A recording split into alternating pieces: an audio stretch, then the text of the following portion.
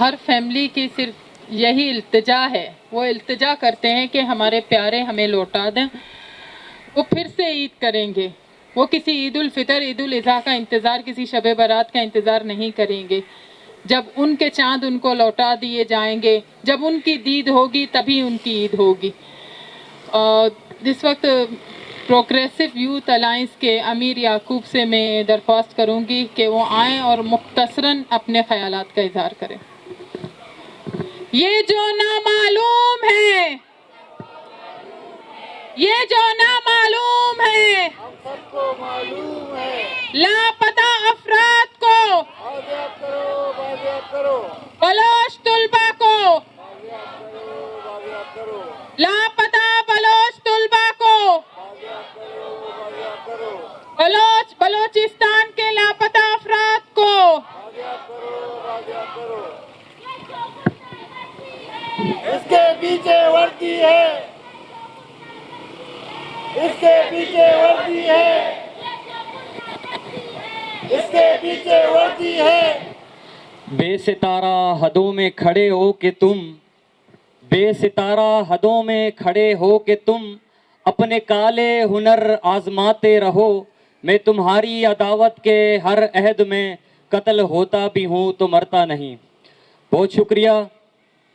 آج اسلامی دنیا میں ایک طرف تو عید کا دن منایا جا رہا ہے، لیکن دوسری جانب آج کا یہ احتجاج پاکستان کے کراچی پریس کلب پر ہو رہا ہے، اور اس کے برعکس تربت میں بھی یہ احتجاج ہو رہا ہے، اور اس کے علاوہ کوئٹہ میں بھی یہ احتجاج ہو رہا ہے۔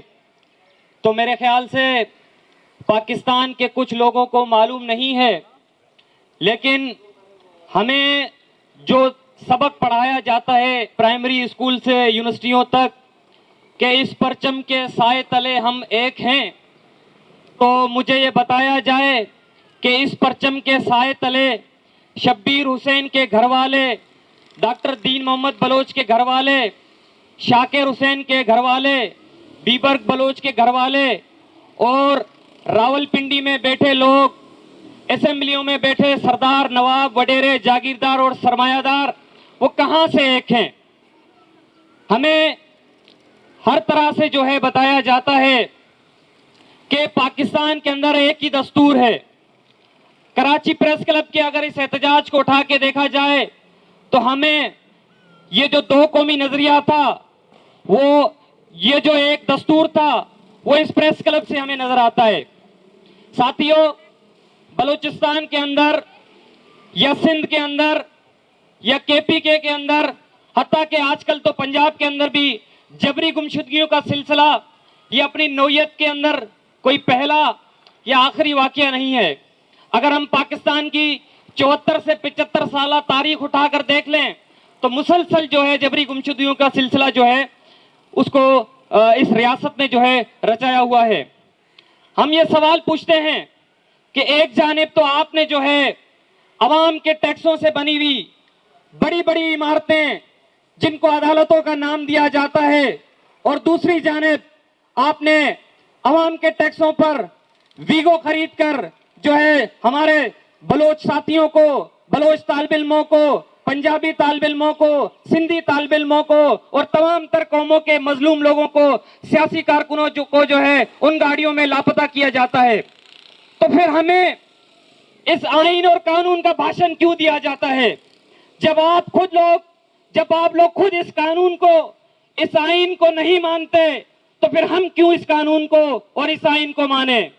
ساتھیوں، بلوچستان کے اندر یا پاکستان کے اندر جبری گمشدگیوں کا یہ سلسلہ ایک سنگین بنتا جا رہا ہے۔ کبھی عمران خان آ کر جو ہے وزارت عظمیٰ سے پہلے یہ کہتے ہیں کہ مجھے سوچنے کا وقت دیا جائے، میں وزارت عظمیٰ کا قلم بند تھامتے ہی آپ لوگوں کا مسئلہ حل کرنے کی کوشش کروں گا۔ لیکن اب شہباز شریف جو ہے کوئٹہ کے اندر جا کر یہ کہتا ہے کہ میں مقتدر اداروں سے جو ہے اس مسئلے کو ڈسکس کروں گا اور آپ کے مسئلے کے اوپر جو ہے بات کروں گا۔ مجھے یہ بتایا جائے کہ چیف ایگزیکٹو، آپ کے ملک کا چیف ایگزیکٹو، وزیر اعظم وہ ان راولپنडी کے गुंडों के सामने बेबस है, तो या फिर हमें झूठी जमहूरियत का भाषण क्यों दिया जाता है? हम इस जमहूरियत को समझते हैं, ये वही जमहूरियत है जिसके अंदर सरमायादाराना जो जमहूरियत है, अगर श्रीलंका में लोग निकलते हैं तो वहां पर भी लाठियां चलती हैं। कोई अपना वाशिंगटन के व्हाइट हाउस पर अगर आवाम निकलती है तो वहां पर भी लाठियां चलती हैं। अगर कोयटा में आवाम निकलती है, अगर कराची में आवाम निकलती है तो वहां पर भी जो है लाठियां और शेलिंग्स उन पर चलती हैं। तो हमें ये समझना पड़ेगा कि सरमायादाराना निजाम की जो जमहूरियत है, ये हुक्मरान तबके की दलाली का किरदार अदा करती है। ये रियासती जर्नलों की और चंद ब्यूरोक्रेटों की दलाली का किरदार अदा करती है।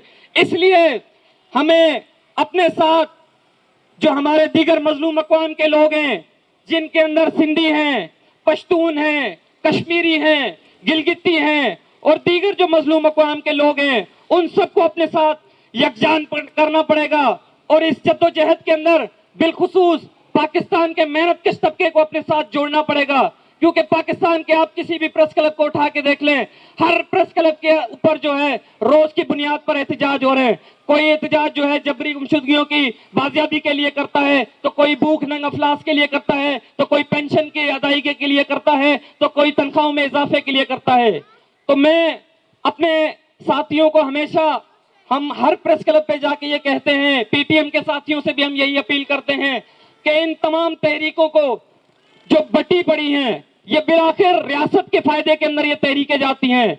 हम अपने तमाम साथियों से ये अपील करते हैं और ये पैगाम देते हैं कि ये जो हमारी तकसीम दर तकसीम की जो तहरीकें हैं, उनको क्यों न जोड़कर एक प्लेटफॉर्म के तहत और पाकिस्तान के मेहनत कश तबके से अपील करते हुए इस रियासत के खिलाफ, इस रियासत की दहशतगर्दी के खिलाफ, इस रियासत के जबर के खिलाफ, इन गुंडों के खिलाफ जो है एक मुल्क की तहरीक चला के और इस रियासत को जड़ से उखाड़ कर फेंक कर यहाँ पे एक हकीकी इंसानी जो है सोशलिस्ट समाज, या एक हकीकी इंसानी समाज की जो है तश्कील दी जाए। वो हकीकी इंसानी समाज जिसके अंदर हमारे लापता लोग जो है वो ना हो, जिसके अंदर हमें भूख नंग अफलास का जो है कोई फिक्र ना हो, जिसके अंदर हमारी मुफ्त तालीम हो, जिसके अंदर हमारे बच्चे जो है अपने घरों समेत अपने तालीमी इदारों में महफूज हो, जिसके अंदर जो है हम सुख की जो है सांस ले सकें। तो साथियों, ये निजाम का मसला है बुनियादी तौर पर। ये निजाम जिस तरह से पूरी दुनिया के अंदर गल सड़ चुका है, इसी तरह से जो है पाकिस्तान के अंदर भी ये निजाम जो है गल सड़ चुका है। रियासत जिस तरह से खोखली होती जा रही है, रियासत के अपने इदारे जो है आपस में लड़ रहे हैं। बलूचिस्तान के अंदर आप एफसी का मसला देखें, आर्मी का मसला देखें, आईजी सिंध जो है यहाँ से उठाया जाता है। इसी तरह से जो है पाकिस्तान के दीगर जो इदारे हैं वो आपस में लड़ रहे हैं। तो इन इदारों का जो है फायदा उठाते हुए हम अपने मजलूम लोगों को मुत्तहद करें और इस रियासत के जबर के खिलाफ जो है एक मुल्क की तहरीक चलाएं और इस रियासत को बता दें कि यहाँ के मजलूम अक़वाम, यहाँ का मेहनत कश तबका अब मुत्तहद है, आपका मजीद जो है जबर नहीं सहेगा। आखिर में एक बार फिर अपनी तंजीम प्रोग्रेसिव यूथ अलायंस की जानिब से आप तमाम साथियों से न सिर्फ इज़हार यकजहती करते हैं बल्कि आपको यकीन दिलाते हैं कि पाकिस्तान के किसी भी शहर में आपके इस तरह के एहतजाज होंगे, हम सफ़े अव्वल में आपके साथ खड़े रहेंगे। बहुत शुक्रिया। बलूच पादा बलूच तई लूब बने तई शहर बने ताते सरे वाबा पुरुष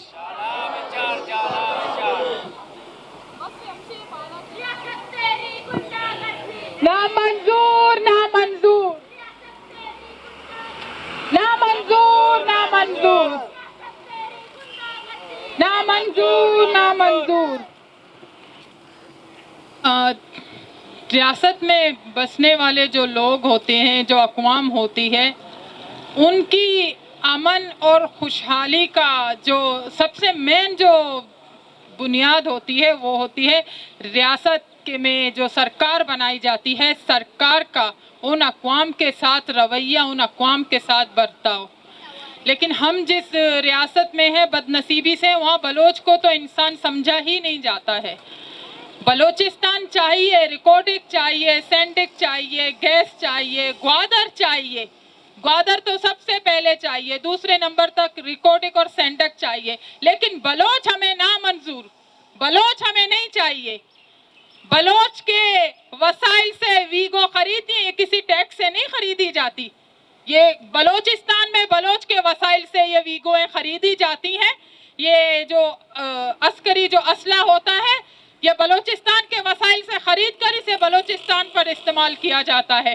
وہاں بسنے والے جو طلباء ہوتے ہیں، وہاں پر جو بزرگ ہوتے ہیں، وہاں پر جو بچے ہوتے ہیں، وہاں پر جو عورتیں ہوتی ہیں، انہی کے لیے یہ ویگو خریدی جاتی ہے تاکہ بلوچوں کو اٹھایا جا سکے. جب اتنی بڑی زرخیز سونے چاندی سے بھرپور جو زمین کے وارث ہیں، اب ان کو مہران میں تو نہیں اٹھایا جائے گا، ان کے لیے تو ویگو ہی چاہیے ہوگی نا. وہ ویگو کسی ٹیکس سے نہیں آتی ہے، وہ اسی ریکارڈنگ اور سینڈک سے آتی ہے، جس کا یہ دعویٰ کیا جاتا ہے کہ اس کا 25% یا 15% یا 10% بلوچستان کو دیا جائے گا.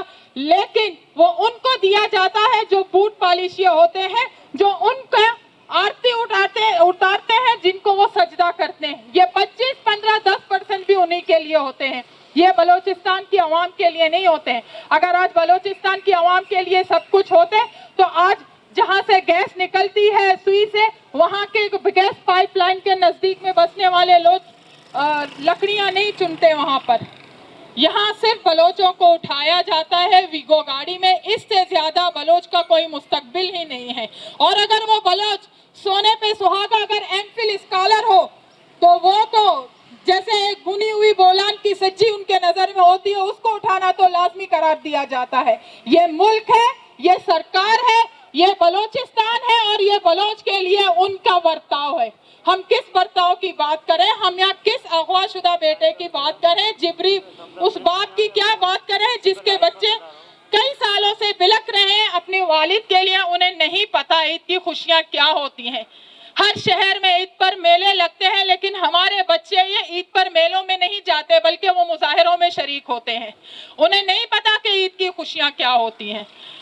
اس وقت یہاں پر لاپتہ سفر بلوچ کی بہن موجود ہے. میں ان سے گزارش کروں گی کہ وہ آئے مختصراً اپنے خیالات کا اظہار کریں. سمجھ نہیں آ رہا کہیں تو کیا کہوں. ہر روز یہی باتیں، یہی بحث کلبوں میں آنا جانا. بڑے افسوس کی بات ہے، پاکستان جو اپنے آپ کو بڑا اسلامی ملک، بڑی جمہوریہ کہلاتا ہے، لیکن کہاں گئے اس کی انصاف، کہاں گئی ہیومینٹی؟ سب کچھ اس کے ختم ہو چکے ہیں، لیکن پھر بھی کہتا ہے کہ ہم انصاف والے ملک کے. اور رات کو 3 بجے لوگوں کے گھروں میں جا کر لوگوں کو مار پیٹ کر، ان کی عورتوں کو مار کر لاپتہ کر کے لے جانا، یہ کون سا ہے؟ یہ پاک فوج ہے؟ نہیں، اس کو تو صرف گنڈا گردی کہتے ہیں. ہاں، اور اگر ہمارے لوگوں نے کوئی گناہ کیا ہوا ہے، کوئی جرم کیا ہے، تو ان کو عدالتوں میں پیش کریں، اس طرح قید کر کے نہیں لے جائیں. ہماری یہ بچیاں نہیں جانتی ہیں کہ انہوں نے باہر کی دنیا نہیں دیکھی ہے. وہ صرف چند الفاظ میں اپنا مدعا پیش کرتی ہیں کہ ہمارے جو لاپتہ افراد ہیں ہمیں لوٹا دیے جائیں. بس اتنی سا قصہ ہے، اتنی سی کہانی ہے. یہاں پر عبید گلاب کی بہن موجود ہیں. میں ان سے گزارش کروں گی کہ وہ آئیں اپنے خیالات کا اظہار کریں. سمجھ نہیں آ رہا کہ میں کہاں سے شروع کروں، کیونکہ 10 مئی 2013 سے عبید گلاب لاپتہ ہے. کیونکہ وہ نہ اسٹوڈنٹ تھا اور نہ کوئی سیاسی ورکر تھا، وہ ایک مزدور تھا، مزدوری کر رہا تھا. اور وہاں مزدوری کرتے وقت اسے اپنے 4 ساتھیوں سمیت ریاستی فورس نے اپنے ساتھ اٹھا کر لے کر گئے. اور 1 مہینے کے بعد باقی چاروں ساتھی بازیاب کیے گئے اور عبید گلاب تاحال لاپتہ ہے. اب سمجھ میں نہیں آ رہا کہ کیوں. ہم نے آئین اور ہر دروازے، ہر وہ ممکن کوشش کی، ہر طرف گئے، لیکن ہمیں وہاں سے نا امیدی ملی. ہم ماما قدیر کے ساتھ پیدل مارچ شال سے لے کر کراچی تک ہم لوگ آئے، لیکن ہمیں یہاں سے مایوسی ملی، کیونکہ نہ ہماری بات سنی گئی اور نہ ہمارے لیے آواز اٹھایا گیا. 10 سال سے اگر ایک بھائی لاپتہ ہوتا ہے اور 10 سال کے بعد کتنی عیدیں گزرتی ہیں، کتنے رمضان گزرتے ہیں، یہ ان کو پتہ ہے جن کے گھروں میں یہ حادثے پیش آئے ہوں.